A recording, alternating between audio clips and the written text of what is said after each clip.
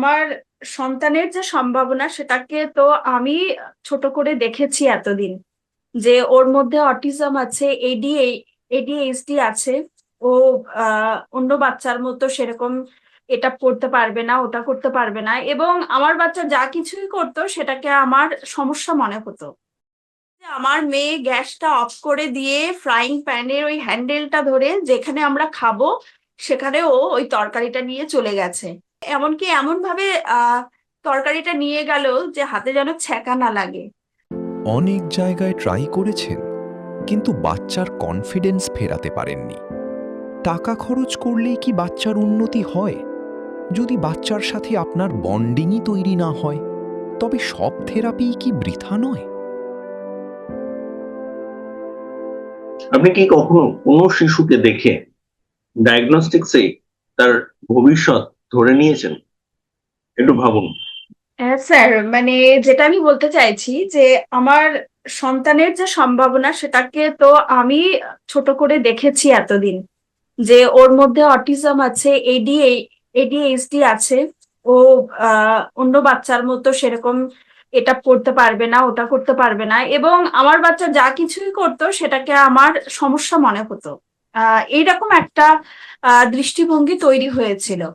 যাই হোক, এই সেশনে আসার পর থেকে সেই জায়গাগুলো আমি পুরোটাই বলতে গেলে কাটিয়ে উঠেছি।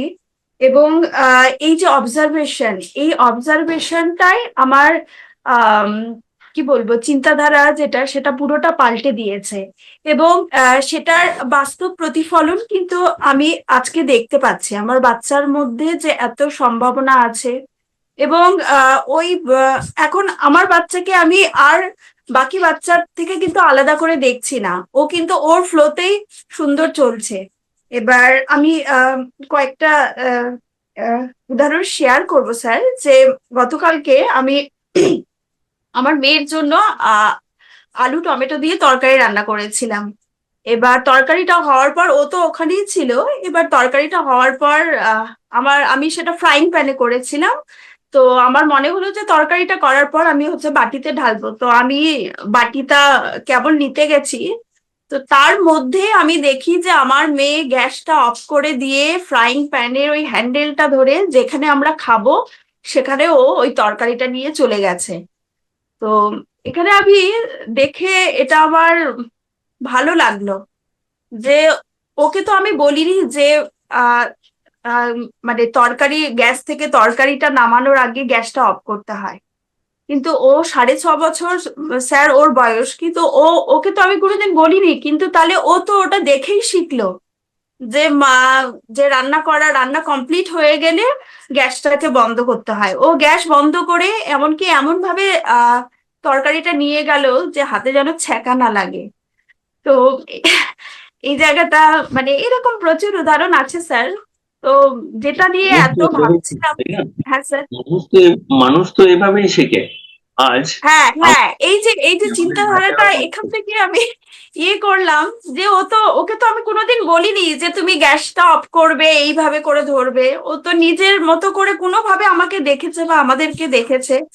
তো এই আর কি স্যার। আর তার সাথে আরো একটা জায়গা বলি যে আমার বাচ্চার পেশেন্স একদমই ছিল না।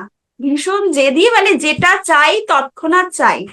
তো রিসেন্ট পরপর কয়েকটা ঘটনা ঘটেছে। আহ যে স্যার ও কোনো খাবারের দোকানে গেলে আগে অর্ডার দেওয়া মাত্রই ওর চাই। হ্যাঁ, এবার কি হতো সেটা, এবার তাদের তো বানাতে সময় লাগে, বা আমাদের আগে তো অনেকে অর্ডার দেয়, সে মোগলাই হোক বা মোমো হোক। তো ও কি করতো, পাশে যারা খাচ্ছে তাদের প্লেটে হাত দিয়ে দিত, এরকম ও করতো।